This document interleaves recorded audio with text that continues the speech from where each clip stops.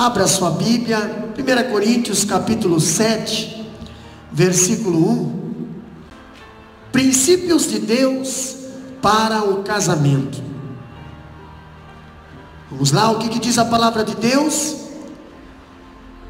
Ora, quanto às coisas que me escrevestes, bom seria que o homem não tocasse em mulher, mas por causa da prostituição, cada um tem a sua própria mulher, e cada um tem o seu próprio marido. O marido pague à mulher a devida benevolência, e da mesma sorte a mulher ao marido. A mulher não tem poder sobre o seu corpo, mas tem-no o marido. E também da mesma maneira o marido não tem poder sobre o seu próprio corpo, mas tem-no a mulher. Não vos defraudeis um ao outro, senão por consentimento mútuo, por algum tempo, para vos aplicares à oração, e depois ajuntai-vos outra vez, para que Satanás vos não tente pela vossa incontinência. Digo, porém, isso porque por permissão e não por mandamento, porque quereria que todos os homens fossem como eu mesmo. Mas cada um tem de Deus o seu próprio dom, um de uma maneira, outro de outra maneira. Podeis assentar, meus amados. Princípios de Deus para o casamento. Pastor, no último culto nós falamos sobre as paixões interpessoais que estava tendo na igreja de Coríntios. Paixões é coisa da carne, desejos descontrolados, desejos desordenados. E neste capítulo 7 nós vimos o apóstolo Paulo entrar no assunto de casamento. E quando eu vejo os princípios de Deus para o casamento, no capítulo 7 de 1 Coríntios, acompanha ali, é a mais longa discussão sobre sexualidade e assuntos correlatos em todas as cartas de Paulo. É nesse capítulo. Ela contém informações vitais sobre assunto, informação, essas não encontradas em nenhuma parte dos seus escritos. Assuntos em detalhes, entendeu? Assuntos que muitos cristãos, muitos pais, muitos maridos, muitas esposas têm até vergonha ou receio de tocar, conversar, e por isso que acabam fazendo aberrações em seus casamentos. Por quê? Por falta de conhecimento. Mas o apóstolo Paulo nos deixa muito claro quais são os princípios, quais são as bases para um casamento. E uma base, um casamento não começa no casamento, começa antes, começa na juventude, começa talvez lá, quando criança, quando nós passamos para os nossos filhos o que é o certo, o que é errado, entendeu? Não quando fazemos vista grossa e achamos que eles são coitadinhos e que nós não podemos corrigir porque eles vão ficar empuradinhos e vão sair da igreja e talvez vão se revoltar, sair de casa. Não, a Bíblia diz que a vara não pode ser tirada da correção dos nossos filhos. E eu vejo 5 pontos importantes falando aqui desse assunto para o casamento. Eu vejo que Paulo começa a responder perguntas da igreja de Coríntios. Os irmãos da igreja de Coríntios começam a questionar o apóstolo Paulo. Eles estavam observando algo que estava acontecendo dentro da igreja, fora da igreja, e eles começam a ter dúvidas em certas coisas, e eles começam a questionar algumas perguntas. Paulo não se propõe a fazer um tratado teológico completo sobre o celibato e casamento. O que na verdade ele faz aqui nesse capítulo é responder perguntas. Capítulo 7 São respostas de perguntas que os irmãos da igreja de Coríntios estavam fazendo, entendeu? E lá no capítulo 7, versículo 1, nós temos a prova de que ele estava respondendo. O que diz lá? Capítulo 7, versículo 1, ele fala bem assim, ó: quanto ao que me escrevestes. Alguém escreveu para o apóstolo Paulo, alguém escreveu fazendo perguntas, interrogando alguns assuntos complexos, entendeu? Alguém já te fez alguma pergunta complexa e você ficou assim: ah, não vou te responder não. Ah, esse assunto aí, pergunta para seu pai. Ah, vai lá perguntar para, sei lá, pergunta para alguém menos para mim. Por quê? Hoje é o que mais o povo tem falta de ensino, é no que mais eles estão pecando, entendeu? Hoje o assunto que menos é tocado na igreja, nos grupos, é o assunto do sexo, e é o que mais o povo está pecando, correto? Onde não há ensino a corrupção. Pastor Paulo escreve esse capítulo, é uma resposta a perguntas da igreja. Em segundo lugar, eu vejo que Paulo não esgota o seu ensino sobre casamento nesse capítulo, não termina só ali. Capítulo 7 não termina, nós vamos ver muito para frente ainda tocando sobre assuntos envolventes ao casamento. E é outra, contudo, esse não é todo o ensino bíblico sobre o assunto, nem mesmo é todo o ensino de Paulo sobre a matéria. Nós vimos lá em Gênesis 2:18, o próprio Deus falando assim para Adão: não é bom que o homem esteja só. Aí o que acontece? Vou fazer uma adjuntora que quando está lá no serviço está preocupado com o marido, não está no hospital. Correto? É assim, tem que ser. Vou fazer uma adjuntora que quando alguém está em casa, ela está preparando o almoço ou a janta para o que está trabalhando, ou vice-versa, né? Mas não é bom que o homem esteja só. Por quê? Porque Deus não criou o homem para ficar só. Quando fala homem, está voltado para o homem e mulher, a raça humana. Deus não criou para viver sozinho, embora nós vamos tocar nesse assunto que tem pessoas que têm um dom, o dom de conseguir se manter castro, puro, sem despertar o desejo. Isso não é homossexualismo, porque o homossexual, ele tem desejo por outra coisa, mas ele tem desejo, entendeu? Pastor, também nós vemos em Hebreus 13, versículo 4, a Bíblia falando bem assim, ó: digno de honra entre todos seja o matrimônio, bem como leito sem mácula. Aqui nós estamos falando de uma pessoa, não é bom o homem esteja só, e nós estamos falando de duas pessoas, aonde não é bom que o leito tenha mácula, tenha pecado. Paulo em Efésios 5, capítulo 22 até o 33, ele fala: vós maridos, amai vossas mulheres, vós mulheres também sujeitais. Ali você tem uma lista extensa, o próprio apóstolo Paulo falando também de novo sobre casamentos, entendeu? Ele enaltece o casamento de tal ponto que usa como exemplo a relação mística entre Cristo e a igreja. Ele representa o noivo, o marido como Cristo, e ele representa a esposa como a igreja. Então os maridos têm que amar vossas esposas como Cristo amou a igreja. Ah, pastor, como é que Cristo amou a igreja? Expondo ele. Como é que Cristo amou a igreja? Judiando dela?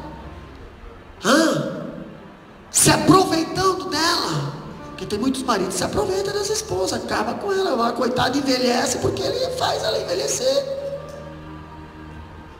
Como é que a esposa tem que cuidar do marido? Assim como a igreja tem que zelar pelo noivo, obedecer ao noivo, entendeu? A comparação é com o noivo, Jesus, e a igreja como a noiva. Como é que o noivo cuida da igreja? Ela protege, ele cuida, ele alimenta, E como é que a noiva precisa ser com o noivo? Precisa ser fiel, santa, submissa, obediente, amorosa. Aí eu vejo no capítulo 5, versículo 22 a 33 de Efésios, todas essas qualidades. E se nós conseguir aplicar essas qualidades, no casamento, nós vamos ter um casamento sadio. E eu vejo algo interessante, em terceiro lugar aqui, o apóstolo Paulo falando, que alguns críticos acusam Paulo de não ser o autor inspirado por Deus em determinadas partes da Bíblia. Por quê? Olha o que Paulo quer dizer quando afirma, lá no capítulo 7, versículo 12, alguém lê bem alto para nós? Capítulo 7 de 1 Coríntios, abre a Bíblia lá, capítulo 7 de 1 Coríntios, versículo 12, o que diz lá? Mas aos outros digo eu. Opa, digo eu. Não o Senhor. Não o Senhor. Se algum irmão tem mulher descrente, e ela consente em habitar com eles, não a deixe. Olha só, pastores, nós já estudamos bibliologia, correto? Tudo que é inspirado de Deus vem de Deus. E quando você diz que veio do homem, não é inspirado de Deus, correto? Essa é a lógica. Mas espera aí, o apóstolo Paulo ali está falando com autoridade apostólica. A Bíblia diz que toda palavra que sair da tua boca, ela vem de Deus. Paulo está dando um conselho ali, mas esse conselho tem base bíblica? Tem base bíblica. Olha só, o que Paulo quer dizer ali? Aos mais digo eu, não o Senhor, no capítulo 7, versículo 12. Como entender isso? Será que Paulo está dizendo uma coisa e o Senhor está dizendo outra? Será que Paulo está dizendo uma coisa e o Senhor está dizendo outra? Será que eles estão divergindo ou se contradizendo? Por quê? Porque Deus está falando uma coisa e Paulo está falando outra. Peraí, mas o certo, Paulo deveria falar o que Deus fala. O certo, Deus deveria inspirar Paulo a falar. E agora Paulo diz ali, digo eu, não Deus. Segundo alguns críticos, eles dizem que essa passagem ali não é inspirada por Deus. Mas nós já vamos entender isso aqui. Observe o que Paulo diz, versículo 7, capítulo 7, versículo 25. Com respeito às virgens, não tenho mandamento do Senhor, porém dou minha opinião, como tendo recebido do Senhor a misericórdia de ser fiel. Será que esse texto é apenas uma opinião de Paulo? Porque o próprio Paulo falava lá em 1 Coríntios capítulo 11, 23, não sei se é 23, mas porque eu recebi do Senhor o que também vos ensinei. Está ali o contexto. Isso aqui é um dos ensinos de Paulo. E Paulo não iria ensinar algo que não recebeu do Senhor. Entendeu? Paulo não iria ensinar algo. Versículo 7, capítulo 7, versículo 25, ainda diz assim, ó, será que esse texto é apenas uma opinião de Paulo, ou é texto inspirado pelo Espírito Santo com autoridade apostólica? Entendeu? Veja ainda o que Paulo escreve lá no capítulo 7, versículo 40. Ele diz bem assim, ó: todavia será mais feliz se permanecer viúva, segundo a minha opinião, e penso também que eu tenho o Espírito de Deus. Por que Paulo está dando esses conselhos? Por que Paulo está mencionando esses conselhos? Qual é o significado dessas palavras? Os liberais exploram essas expressões paulinas para dizer que esse texto não recebe o selo de inspiração divina. Mas, será que é isso que Paulo está dizendo aqui? Não.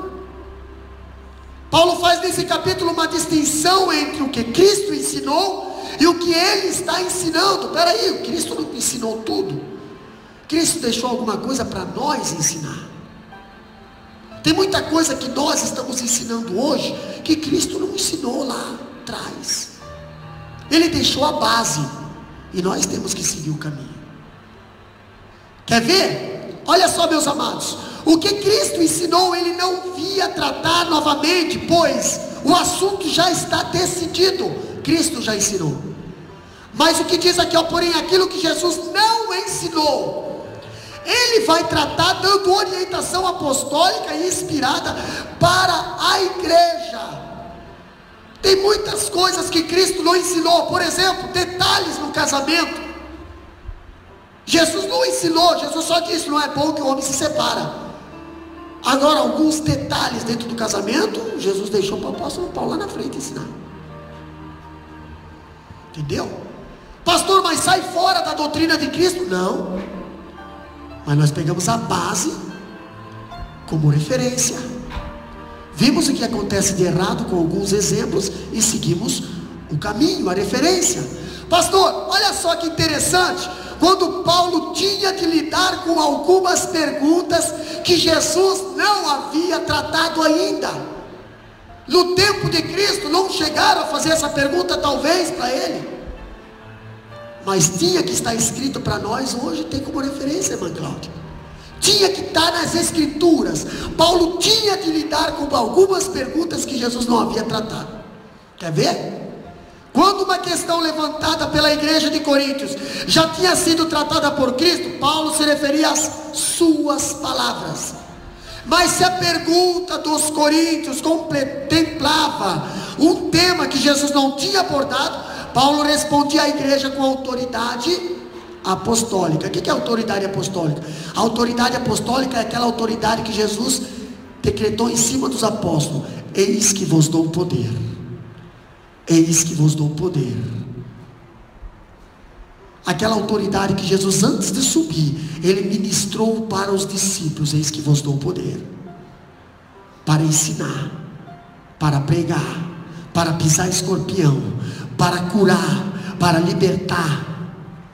Essa autoridade, a autoridade do céu. Nós temos a autoridade do céu, nós temos a autoridade de Deus.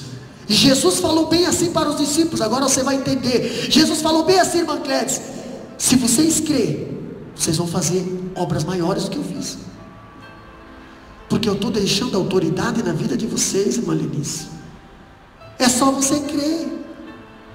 O que nós não podemos é sair fora da doutrina dos apóstolos. O que muitos está acontecendo hoje, o que está acontecendo com muitas igrejas hoje. Pastor, a Bíblia eles não pregam, mas eles inventam outras doutrinas que não estão na Bíblia, e dizem que sentiram de Deus isso. Irmãos, o próprio Jesus falou: se vier outro, até um anjo, pregar um outro evangelho, um novo evangelho, que se torne anátema. Nada que não esteja dentro da palavra. Entendeu? Não podemos acrescentar e nem diminuir. Temos que ser zelosos com o que Deus deixou aqui. E o que Deus não deixou, temos que ser prudentes. Por quê? Porque naquele dia Ele vai prestar conta. E vai ter tanta gente, presente no Fábio, naquele dia. Vai ter tanta gente dizendo assim para Deus: Deus, mas dá uma olhada aí se não tem aquele versículo lá que nos apoia nessa doutrina, que nos apoia. Não tem. Já pensou se toda a doutrina que nós inventar aqui na terra, Jesus for indexar no livro da vida lá no céu? Pensa no tamanho do livro. Era só 66 livros, e agora tem quase 100 lá. Por quê? Foram injetando. Só a igreja católica injetou 7 livros a mais. Permite um monte de heresias que não está na Bíblia. Entendeu? E muitas das vezes a gente acaba entrando na fiuza deles. Por quê? Porque pastor, está na Bíblia, mas é errado. O que Jesus não deixou para nós fazer, não é para fazer. Se fazer é errado. Entendeu? Agora o que a Bíblia fala aqui, ó?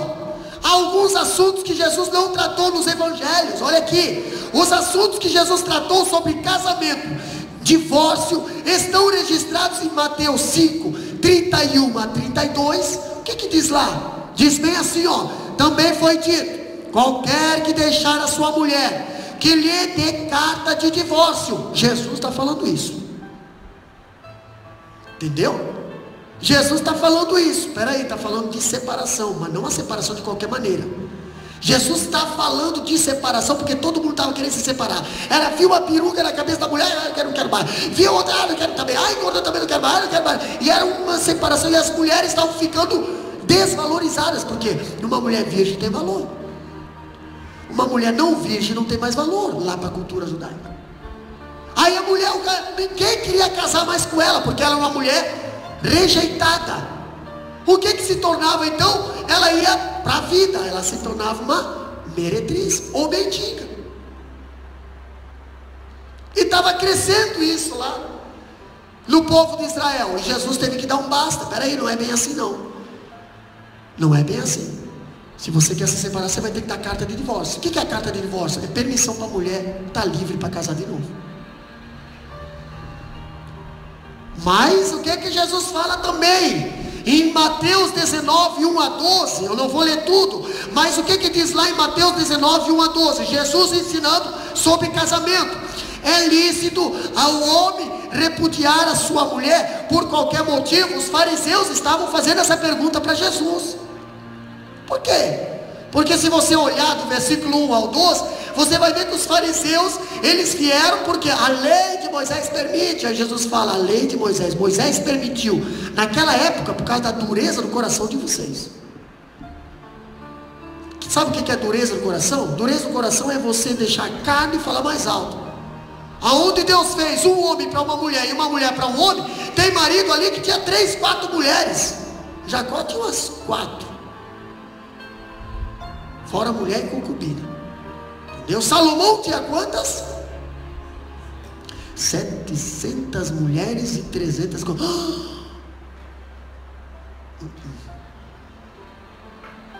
Pensa no berreiro dentro de casa. Pensa no griteiro. Tinha que ter uma tabela para lavar a louça lá dentro, porque senão... Olha a briga para namorar. Pois é, dureza de coração. Por que eles queriam isso? Por que eles queriam isso? Quanto mais mulheres um rei tinha, mais aliança ele tinha com outros reinos. Olha só, o próprio Acabe, que era judeu, ele casou com a Jezabel para fazer aliança lá com o povo do Líbano, lá de cima. Por causa de quê? Por causa de poder, por causa de status. E hoje nós não estamos muito fora disso não. Muitas pessoas hoje estão casando, estão dando-se em casamento por causa de dinheiro, status, poder, visto alguma coisa que interessa o seu coração. O próprio Jesus falou, por causa da dureza do seu coração, vocês estão fazendo operações com um projeto que fui eu que inventei, com um projeto que fui eu que fiz e santifiquei. Agora, quando nós vemos aqui, meus irmãos, Jesus falando lá em Marcos capítulo 10, versículo 1 a 12, também fala a mesma coisa. Lucas capítulo 16, versículo 18, diz bem assim, qualquer que deixar a sua mulher e casar com outra, adultera. Também, qualquer que casar com a repudiada, adultera também. Pastor, o que quer dizer isso? O que Jesus estava falando? Se você se separar, você vai casar com uma outra mulher, você está adulterando. E quem casar com aquela separada também vai adulterar. Por que, pastor? Porque a Bíblia diz que o que Deus uniu.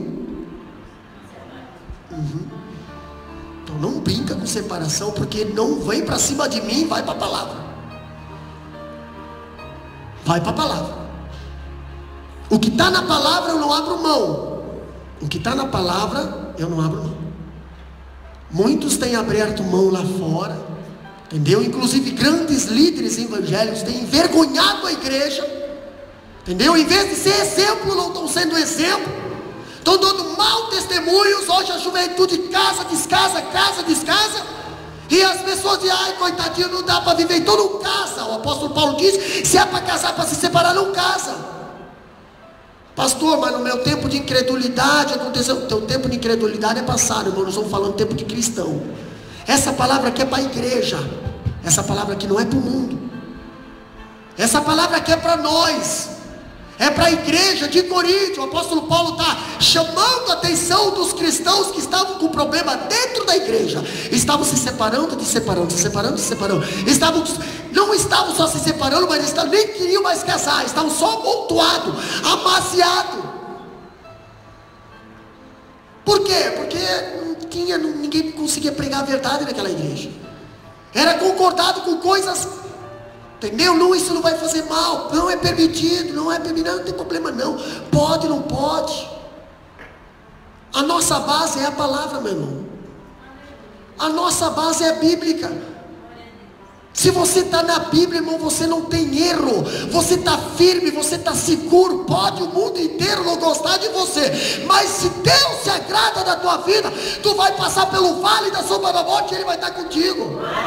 Tu vai estar no ribeiro de Querite, Ele vai estar mandando pão e carne para você, porque Deus está se agradando da tua atitude.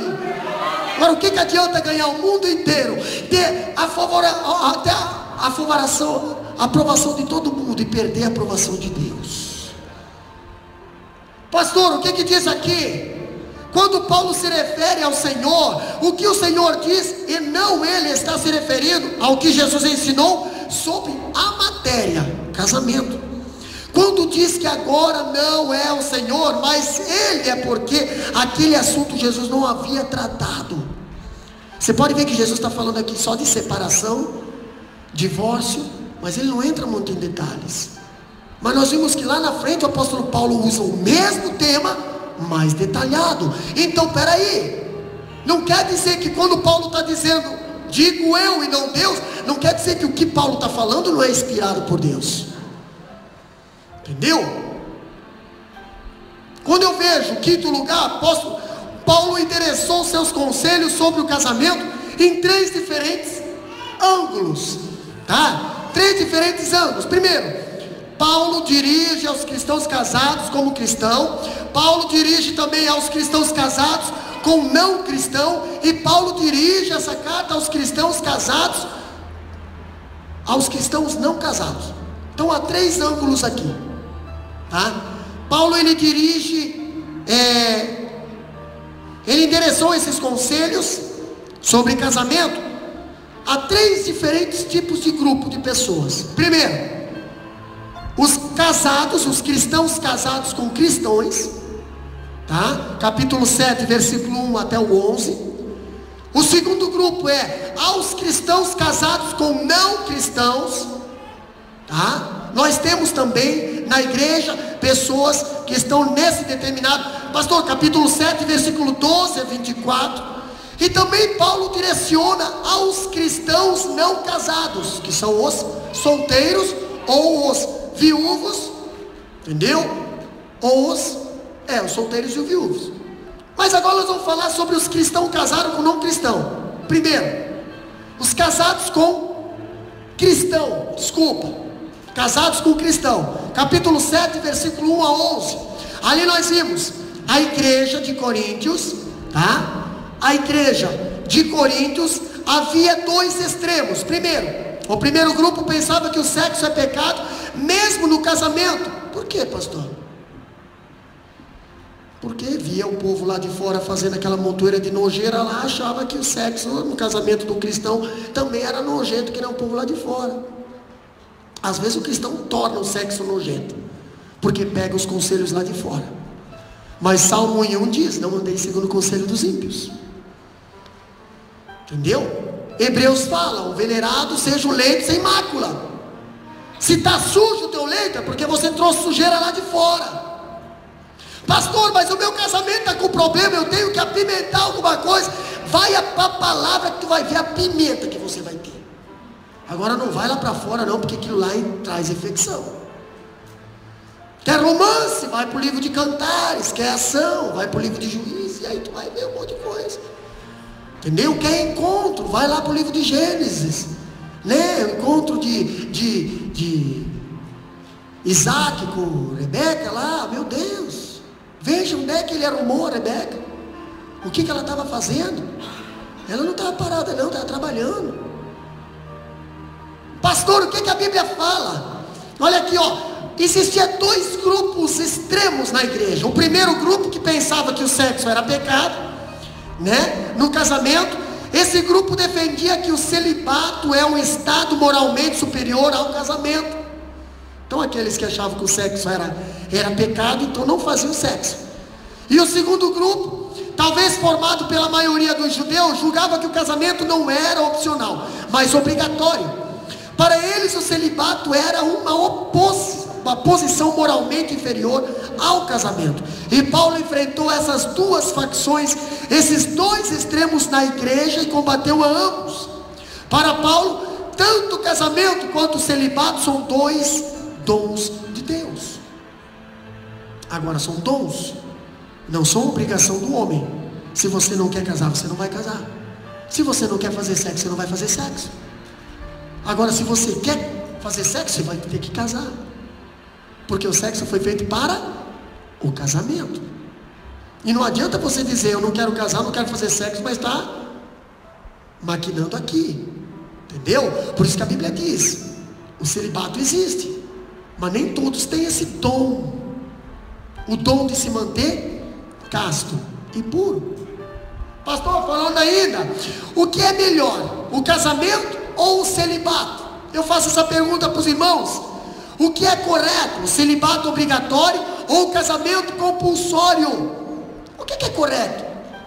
O que é melhor, o casamento ou o celibato? Casar, fazer sexo? Ou não casar e ficar casto, ficar sem contato com mulher, sem contato com homem? Aí Paulo fala mais uma pergunta: o que é correto, celibato obrigatório ou casamento compulsório? O que é celibato obrigatório? Nós vamos passar aqui um pouquinho esse tema. O celibato obrigatório é eu colocar você no convento e dizer: você não pode casar,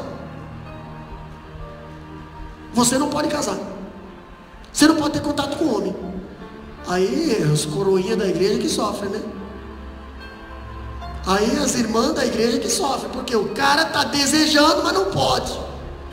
Então, não sei o que se passa na cabeça de uma pessoa dessa, porque o corpo necessita, mas ele é obrigado a não ter contato, ele é obrigado a ser um líder sem esposa. E é ruim isso. Nós estamos falando sobre esse assunto na escola teológica.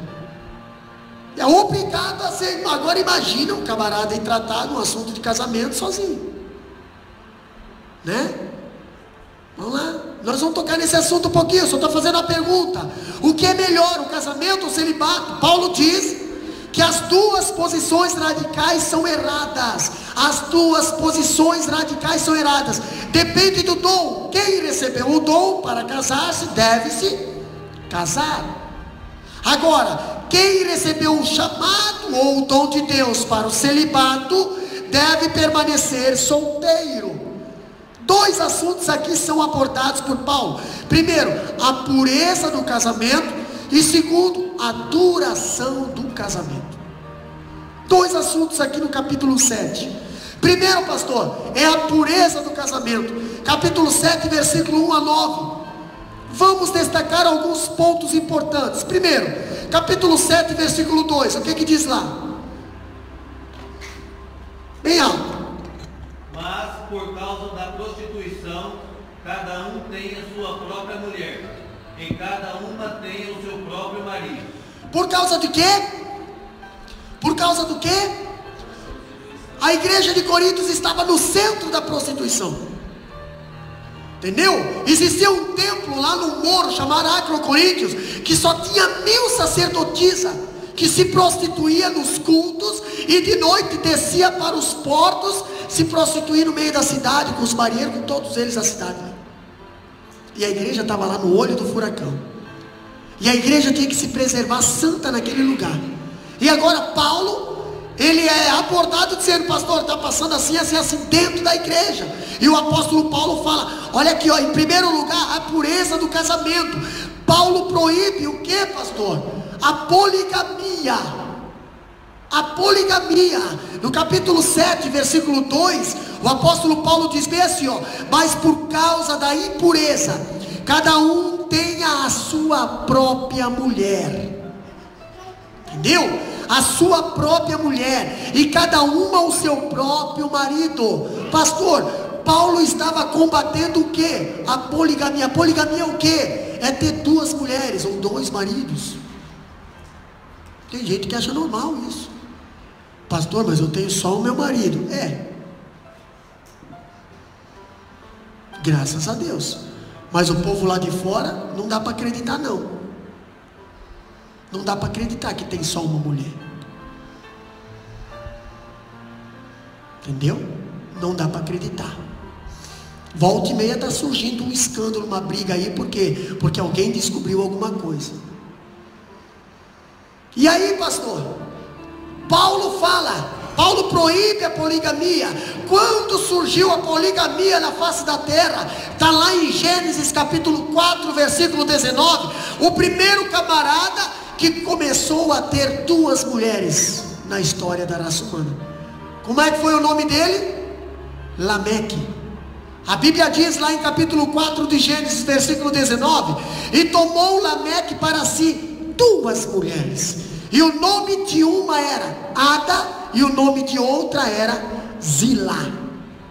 Primeiro camarada que botou poligamia na face da terra. Interessante, né? Não fazia nem pouco tempo que Adão tinha morrido, e Deus tinha falado para Adão: serão ambos uma só carne. Agora eu vejo o apóstolo Paulo, entendeu? Deve ter aqui, cada um. Paulo coloca um aspecto singular de que a poligamia não é o padrão moral de Deus para o seu povo, e cada um deve ter a sua esposa, e cada um deve ter o seu marido. Tanto a poligamia, um homem ter mais de uma mulher, quanto a poliatria, uma mulher ter mais de um marido, estão em desacordo com o ensino das Escrituras. Independente de qual região, de qual cultura, seja onde for, Deus estipulou um homem para a mulher e uma mulher para o homem. E nós vimos lá no Oriente que tem homens ali que tem 7, 8 mulheres. Não precisa ir muito longe, pode ir para a Bíblia. Abraão, Isaac, Jacó. José cortou barato. José, a mulher do Potifar, começou com brincadeirinha ali, ela já foi descartado. José só teve uma. Não seguiu o exemplo dos seus pais. Entendeu? Então, aí não existe, pastor, mas é hereditário. A minha mãe fez isso, eu também vou fazer isso. Meu pai fez isso, eu também vou fazer isso. Isso não é hereditário, isso é comportamento. Entendeu? Você pode dar um ponto final nisso aí. Poligamia, Deus não permite. Pastor, também Paulo proíbe, ou mais alguma coisa que Paulo proíbe lá na igreja dos corintianos. Paulo proíbe a união homossexual. Capítulo 7, versículo 2 também fala sobre isso aí. Quando Paulo diz que cada um tem a sua esposa e cada um tem o seu marido, fica claro a ideia de que a relação é heterossexual. É marido e mulher, não marido e marido, e mulher, entendeu? Hoje nós estávamos andando lá no shopping, e eu fui obrigado a chamar a esposa e falei: dá uma olhada nessa moça aí. Nossa, mas pensa numa moça. Eu falei: você vai identificar alguma coisa diferente nela? Assim ela olhou: não, mas, nossa. Eu falei: mas essa moça é um homem, mas é cara de anjo, corpinho, que meu Deus do céu, mas é homem. Entendeu? É homem. Paulo proíbe a união homossexual. É pecado, já desde aquela época. Se nós for olhar lá em Gênesis capítulo 6, Deus destruiu a terra. Por quê? Porque Gênesis capítulo 6, de 1 em diante, a Bíblia diz assim, e casavam-se e davam-se em casamento. O cheiro do pecado, mas deixava Deus incomodado lá no céu, que Deus teve que vir ali, e destruir a terra toda, e só saiu uma família. Sábado agora nós vamos começar um estudo sobre o livro de Jonas lá em Macai, e nós vamos ver que o cheiro do pecado da Síria, de Nínive, subia até as narinas de Deus, e Deus manda alguém destruir também. Por que isso, pastor? Como é que não deve estar agora? Como é que deve estar a presença de Deus agora com o pecado nessa terra? com o conformismo nessa terra, com a acomodação nessa terra. Como é que está? Alguém falou para mim essa semana: pastor, o senhor não está notando isso, o senhor não está vendo isso? Eu falei: não é por falta de palavra, não é por falta de dedicação, é por falta de comprometimento. O povo está passando fome não porque não tem comida, o povo está passando fome porque não quer mais comer, não sente mais desejo por Deus. Aí eu converso com a minha esposa e aí a gente está pedindo: Deus, entra com providência, porque eu estou vendo que o povo está muito abençoado, o povo está tendo demais. Começa a entrar com providência, porque esses bancos aqui era para estar cheio, era para estar cheio, não está. Uma palavra dessa, a igreja tinha que estar cheia, a igreja tinha que saber disso, não sabe, por isso que há muitas aberrações e a igreja sofre para caminhar na face da terra, por causa de escândalos e mau testemunho. Quando a palavra de Deus aqui, Paulo, ele define essa prática como uma paixão infame, um erro, uma disposição mental reprovável e abominação para Deus. Nós vimos que Abraão e Ló se separaram. O Ló foi para uma cidade onde Deus já tinha reprovado aquela cidade, mas o Ló gostava daquela cidade. O Ló levou a família para aquela cidade e não deu nem bola para os conselhos e os gritos de Abraão. O Ló foi lá, se viveu, está tudo bem, está tudo tranquilo, tá tudo, deixa quieto. O Ló saiu sem nada daquela cidade, perdeu tudo, perdeu até a esposa, que era da onde gerava a sua semente, a sua geração. Perdeu a esposa, perdeu a moral, porque as filhas saíram daquela cidade contaminadas, sua mente contaminada. Hoje nós vemos os nossos filhos, muitas das vezes, eles vêm com a mente contaminada e nós estamos conformados com isso, não fazemos nada. As filhas de Ló chegaram a embebedar os seus pais, a ter filhos com ele, e achava isso normal. Não é normal não, pastor. Uma filha chegar ao ponto de embebedar o seu pai e ter relação sexual com o seu pai, a ponto de ter filho com o pai, e o pai dizer assim: isso é normal, sabendo que Deus abomina essa prática. Quando fala sobre essa atitude de homossexualismo, a relação homossexual pode chegar a ser aprovada pelas leis dos homens. É o que está acontecendo, que está tramitando no Congresso, aonde aquele camarada chamado Jean Willis, ele bate de frente com qualquer evangélico que se levanta lá para combater contra essa prática. Mas nós não vemos, jamais será chancelada pelas leis de Deus. Uma decisão não é ética apenas por ser legal, não é ético. Só porque o juiz concordou, unir ali duas pessoas, não é ético.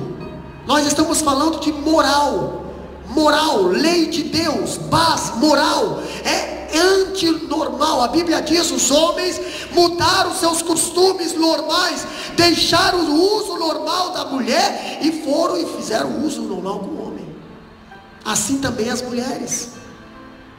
Quando a Bíblia diz isso, ainda que a relação homossexual se torne ilegal pelas leis dos homens, jamais será aprovada por Deus, pois fere frontalmente a sua lei, aonde diz assim: não adulterarás.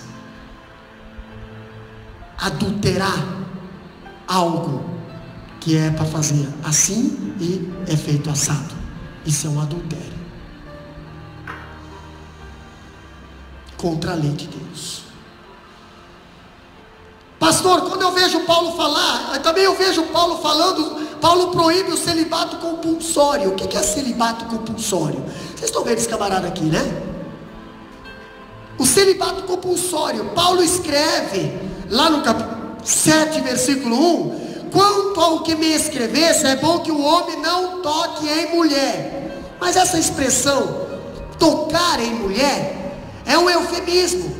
O que é o eufemismo, pastor? É sinônimo de casar-se, é relacionar-se intimamente, fisicamente, sexualmente, regularmente com uma mulher. Paulo proíbe o celibato compulsório. Ele disse que o celibato é bom, mas não é compulsório.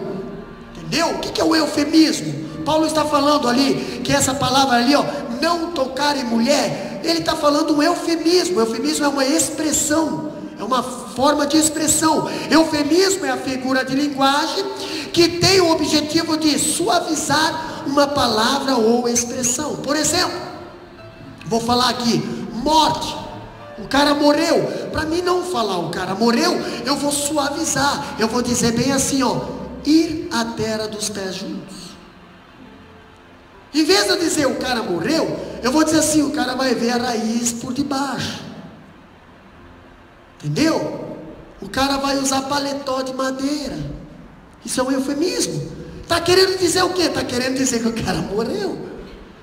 Quando Paulo está dizendo não tocar em mulher, ele está querendo suavizar algo que ele não quer falar direto.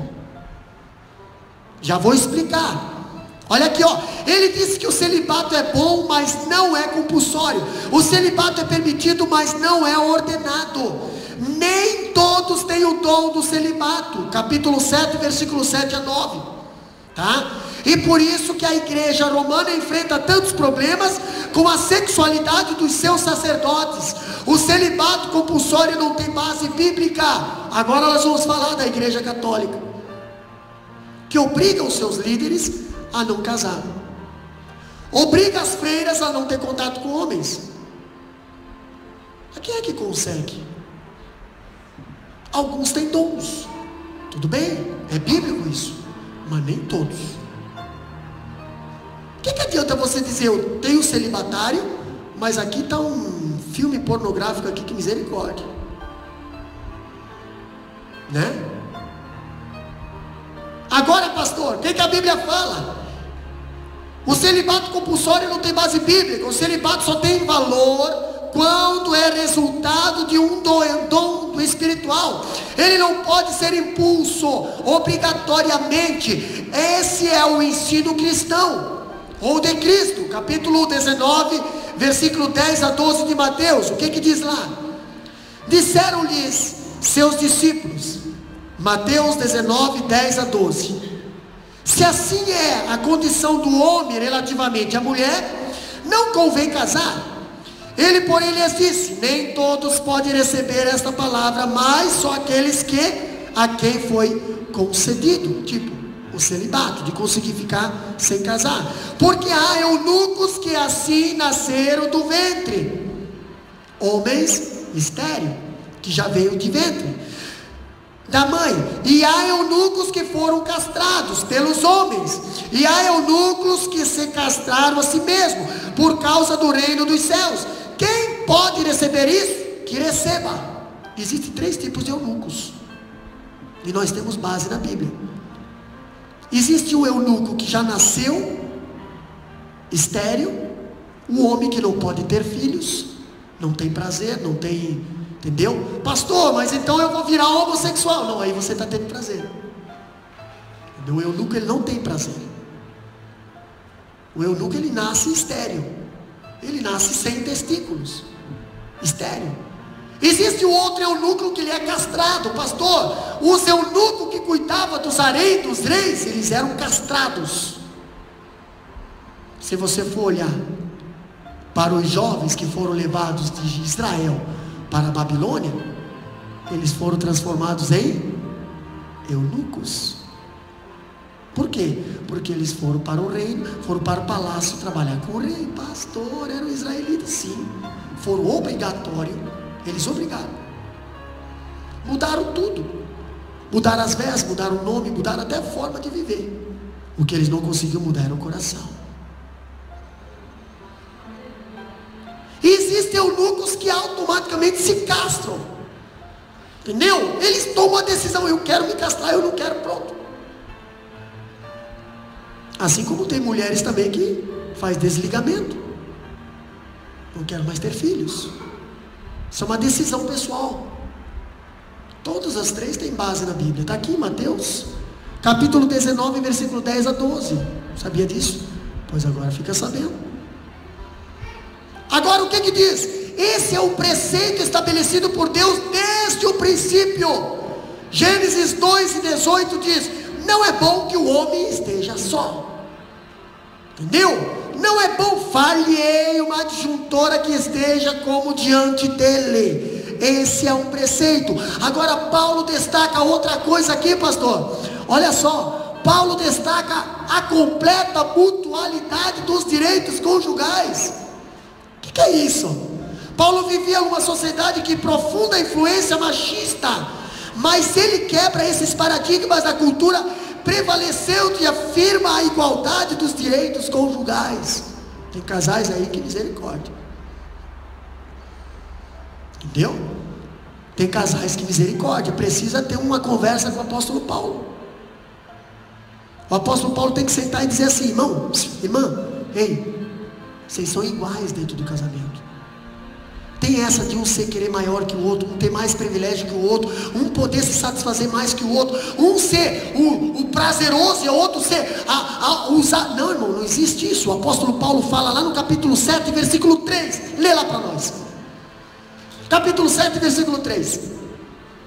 O marido pague à mulher a devida benevolência, e da mesma sorte a mulher ao marido. Olha só, o imperativo presente conceda. Também outras traduções diz: o marido conceda à mulher, bababá. Também a mulher conceda, entendeu? O imperativo presente conceda indica o dever habitual. O que é dever habitual? Algo que seja um hábito na tua vida, um hábito dentro do lar. Paulo está falando do relacionamento sexual, entendeu? Não de pagar a mesadinha para a mulher. Você vai trabalhar, então você ganha aqui $20, aqui $30. Tem marido que faz isso também. Tem marido que a mulher trabalha lá no frigorífico, às vezes trabalha no mais pesado que ele, pois ele fica com todo o dinheiro para ele e dá uns $20, $30 por semana para coitado. Aí vem para casa, senta no sofá, vai assistir TV e a coitada vai lavar roupa, vai fazer comida, vai cuidar das crianças, vai fazer tudo dentro de casa e o cidadão fica lá. Tem que ter uma conversa com o apóstolo Paulo. Tem que mandar o apóstolo Paulo dar uma conversada com esse camarada. Tem esposa também que faz isso. Entendeu? Tem esposa que não faz nada também. Mas, graças a Deus que aqui não existe. O imperativo presente, olha só, a mesma Bíblia que condena o sexo antes do casamento, o pecado de fornicação, é também o sexo fora do casamento, que é o pecado de adultério. Está dizendo que a ausência do sexo no casamento também é pecado, pastor. Meu Deus, pastor. Pastor, coloca a igreja de pé e termina o culto. Não, irmão, nós vamos tocar nesse assunto. Precisamos tocar nesse assunto. O marido deve conceder à esposa o que lhe é devido, e semelhantemente a esposa ao seu marido. Ambos, marido e mulher, têm os direitos assegurados por Deus de desfrutar a plenitude da satisfação sexual no contexto sacrossanto do matrimônio. Pastor, eu estou passando uma greve lá em casa. Às vezes eu chego em casa, aí eu vejo aquele violão lá na cozinha, e eu vou lá, e aí eu dou uma cheirada aqui, eu dou uma cheirada lá, e eu assim, pastor, eu passei sem querer, e aí bati assim, mas ela não se tocou. E quando se toca, o que acontece? Estou com dor de cabeça hoje, sai de perto de mim. Estou cansada, estou com enxaqueca, estou com dor nas pernas, meu Deus do céu. O que está acontecendo? Você sabia que o inimigo, ele está preparando uma lá fora para satisfazer? Você sabia disso? Pastor, olha o que Paulo ainda prossegue. Capítulo 7, versículo 4. A mulher não tem poder sobre o seu próprio corpo, e sim o marido. E também semelhantemente o marido não tem poder sobre o seu próprio corpo, e sim a mulher. Não toca aqui, não mexe aqui. Entendeu? Tem mulher que não acende a luz do quarto quando o marido está dentro do quarto. Ou quando o marido vai dormir, já está de calça jeans, aquela bem apertada com 3 cintas e lá, com elástico lá embaixo e jaqueta. E o que está acontecendo? Eu estou com febre, eu estou com frio. Sai daqui, sai daqui. E o coitado tem que dormir no chão, porque nem em cima da cama não dá para dormir.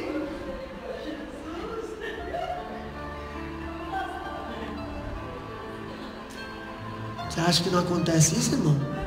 Tem casais que já estão dormindo em cama separada. É triste, né? Precisava tocar nesse assunto, mas está na Bíblia. Pastor, Paulo define que o sexo é um direito do cônjuge e um direito legítimo. Eu tenho direito. Eu tenho direito. Por que eu tenho direito? Porque se eu não tiver prazer dentro da minha casa, Satanás vai preparar alguma armadilha lá fora e vai me pegar no meu ponto fraco, e alguém vai pagar o preço por causa disso. Por isso que Jesus fala, a Bíblia fala lá em Gênesis 2:24, não é bom que o homem esteja só. Não é bom. Se tem comida em casa, não vai ter fome para pegar na casa dos outros. Não vai ter fome não. Ai, eu vou para casa porque tem um feijãozinho temperadinho, apimentadinho. Vice-versa. Entendeu? O que a Bíblia diz ainda? A chantagem sexual no casamento é um pecado. Meu Deus do céu. O camarada não comprou aquele tapete, pode contar, de noite. Nem olha, né? Às vezes a irmã já vai para o quarto, já fica lá, né? Sei lá como é que fica lá. E o cidadão entra com um beiço dentro do quarto. Ou liga a TV, fica assistindo o jogo lá. E a coitada passa lá umas 3, 4 vezes na frente dele, troca umas 4 vezes de roupa, e nada do cidadão prestar atenção. Né? E aí, às vezes tropeça, cai, desculpa meu amor, ai querido, sai daqui. Chantagem sexual. Meu Deus, pastor, isso está na Bíblia. O marido não tem poder sobre o seu corpo, e nem a mulher tem poder sobre o seu corpo. Se a mulher dizer assim, hoje tu vai para o sacrifício, ele vai mesmo, é hoje. E se o marido dizer assim, hoje tu também vai. Irmão, olha aqui uma coisa. O corpo de um pertence ao outro. É bíblico isso. É bíblico isso. O corpo de um pertence ao outro. O corpo da esposa pertence para o marido. Por isso que o marido tem que ser lá do corpo da esposa. Tem muito marido que acha a mulher feia porque o camarada não investe, não gasta. Coloca ela no salãozinho de beleza lá, irmão. Coloca ela lá para fazer umas unhas, coloca ela lá para arrumar os dentinhos, coloca ela lá para... Irmão, você vai ver, você nem vai dormir à noite. Você vai cuidar, você vai vigiar diuturnamente a princesa que você tratou lá. Agora, se você não fazer nada, meu irmão, você só investir caros, casa, tu pode ter certeza, a coitada vai envelhecer e tu não vai conseguir desfrutar os teus tesouros. Pastor, o que a Bíblia diz? O corpo de um pertence ao outro. Usar o sexo como uma arma para chantagear o cônjuge está em desacordo com o ensino da palavra de Deus. Entendeu? Paulo se torna ainda mais enfático quando escreve, capítulo 7, versículo 5. Eu só estou falando o que está na Bíblia. A Bíblia diz bem assim, ó, no capítulo 7, versículo 5: não vos priveis um aos outros. Não vos priveis um ao outro. O que é isso? Não se prive. Não fica aí 5 dias, 6 dias ali, a não ser que precisa ali, a esposa está nos seus dias, ou está doente. Seja, por favor, seja maduro, né? Por favor. Senão a gente manda você para um aras, tá? A prática do sexo no casamento é uma ordem apostólica. A ausência da relação sexual no casamento é um pecado. Então, se já faz tempo que você, hoje à noite, você tira os atrasados, entendeu? Porque é pecado. dentro da normalidade do casamento. A relação sexual precisa existir, pastor, dentro da normalidade, tá? Porque tem muitos comportamentos aí que não é normal não, né? Você tem que saber que um pode ter problema no coração e capaz de morrer ali, né? Então seja normal nas coisas, seja decente nas coisas. E olha só, é um direito sagrado do cônjuge. O escritor diz que nada pode ser mais estranho à mente do apóstolo Paulo do que o espírito que encheu o mosteiro de conventos da igreja medieval. Irmão, Paulo não entendia qual foi o espírito que colocou na mente daquelas mulheradas para se confinar tudo num convento lá e ficar tudo lá, só elas, ou lá num outro convento, só eles. Tem muitos líderes que às vezes eles revelam certos comportamentos que aconteciam lá dentro, e não é bom nem a gente saber, entendeu? Muitas das vezes sai na mídia aí alguma coisa que não é bom nem saber. Por quê, pastor? Porque atinge a igreja, fere a igreja. E a igreja que conhece a verdadeira palavra sabe que isso não é normal. Deus fez algo na tua vida que é incompleto, só se completa com uma outra pessoa do seu lado. E é perfeito. O próprio Deus fala bem assim, ó, serão ambos uma só carne. Pastor, então se eu estou sozinho, eu estou pela metade. Como é que um homem pode viver incompleto por resto da vida? Como é que uma mulher pode viver incompleta por resto da vida? Pastor, ainda falando, Paulo afirma a capacidade dos casais de se absterem temporariamente das relações sexuais. Paulo fala isso, capítulo 7, versículo 5. Quando é que um casal pode se abster do sexo? Está na Bíblia isso. Quando ambos estão em total harmonia, em sintonia a respeito da decisão. Peraí, pastor, você está com a minha esposa? Nós vamos fazer alguma coisa aqui, vamos fazer uma campanha, vamos fazer, eu quero, essa semana vamos fazer um jejum, eu e tu, vamos fazer um jejum e tu. Qual é o jejum? O jejum é isso que envolve isso também. Beleza. Então, pera lá. Esse jejum você vai ter que cuidar de mim, eu vou ter que cuidar de você. Ok? Esse jejum, porque a Bíblia diz, não é bom que o homem ande só. Então um tem que proteger o outro, um tem que cuidar do outro. Olha só, pastor, quando ambos estão em harmonia, o homem não pode chegar para a esposa e dizer, essa semana ou esse mês eu não estou disponível para relação sexual. Aí ela vai dizer assim, uai, o que eu preciso mudar? Não, essa semana eu vou ser só de Deus. Uai, eu vou ser de quem então? Estou livre, solteira?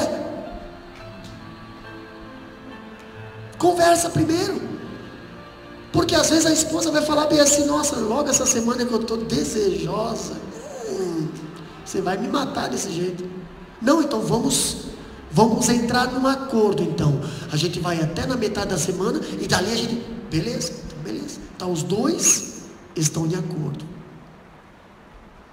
Tem que ter acordo dentro do casamento. Sabe por que muitos casamentos têm ido à ruína, irmã Diva? Porque não tem acordo. Sempre a palavra de um é mais forte do que a do outro. Aí o mais fraquinho fica quietinho, e o mais forte vence pela força, achando que está saindo ganhando. Quem está saindo ganhando é quem está quieto. Geralmente quem sai ganhando é aquele que está sofrendo. Pastor, quando Paulo está falando, se há de se tomar uma decisão, os dois precisam estar em absoluto acordo. Às vezes muitos casais cometem erros gravíssimos quando começam a dar desculpas infundadas para fugir da relação sexual. Olha só, alegando cansaço, dor de cabeça e outras desculpas descabidas. Mas isso não é certo, porque você sabe que tem uma responsabilidade nos teus ombros a cumprir. Você sabe que o inimigo anda ao derredor, rugindo igual leão, procurando a quem possa tragar, e ele vai pegar o ponto mais fraco. Ainda, pastor, a Bíblia diz que essa atitude é boicote sexual no casamento e é um pecado. Ainda diz, é uma desobediência ao mandamento de Deus, mas a abstinência sexual entre o casal não deve ser por longo tempo. Paulo escreve isso. Lê lá em capítulo 7, versículo 5, bem alto para nós.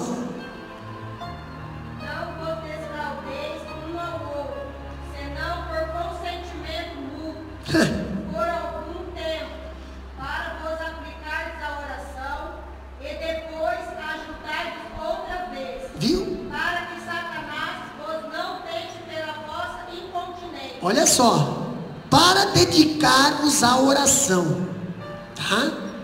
A abstinência sexual não pode ser por qualquer motivo. Pastor, hoje não é, estou cansado. Bom, pode ter certeza. Isso vai virar um hábito. Isso vai virar um hábito, você vai acabar gostando, mas alguém não vai gostar. Alguém vai sair de casa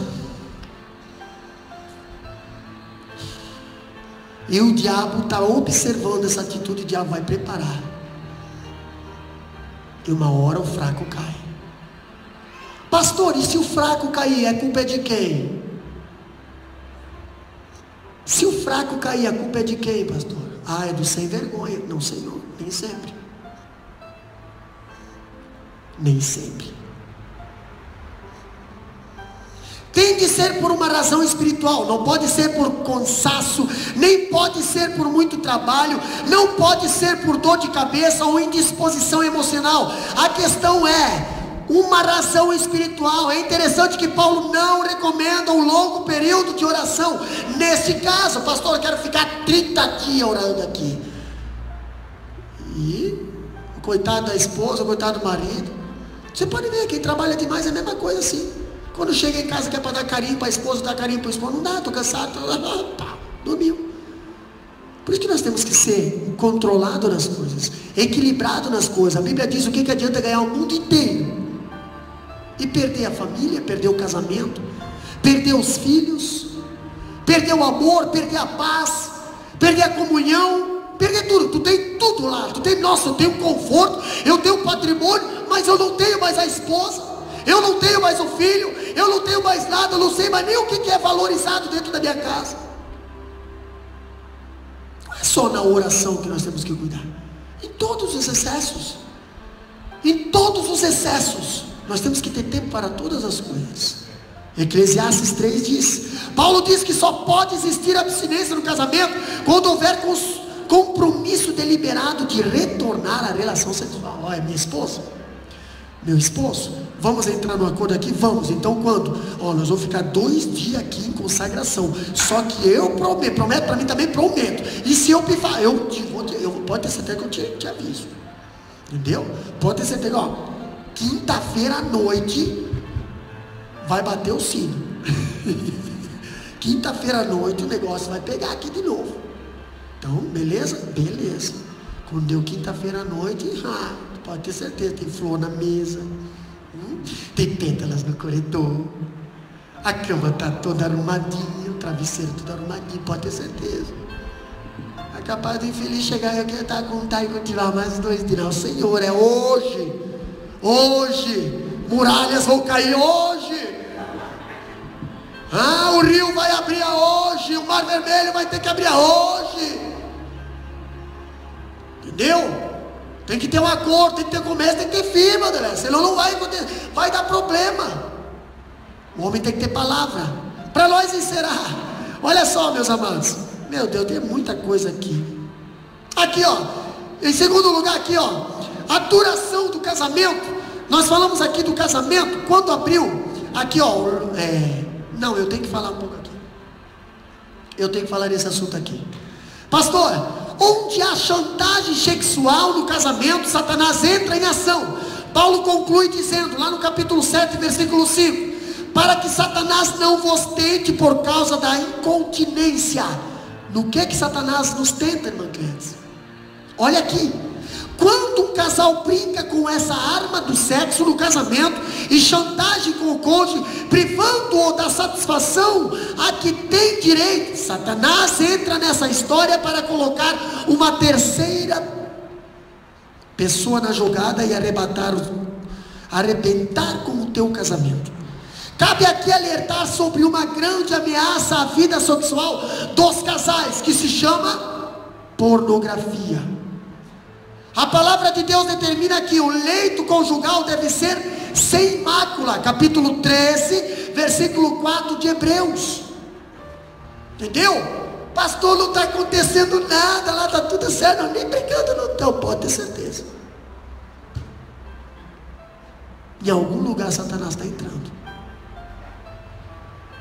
Ainda diz: há muitos homens, mesmo cristãos, que estão se tornando viciados em pornografia. Mesmo cristão.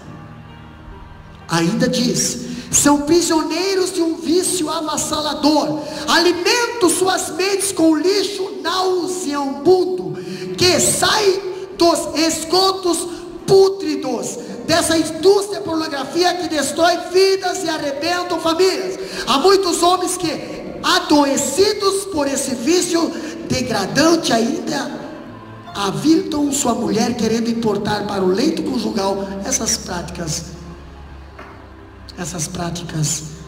aviltantes.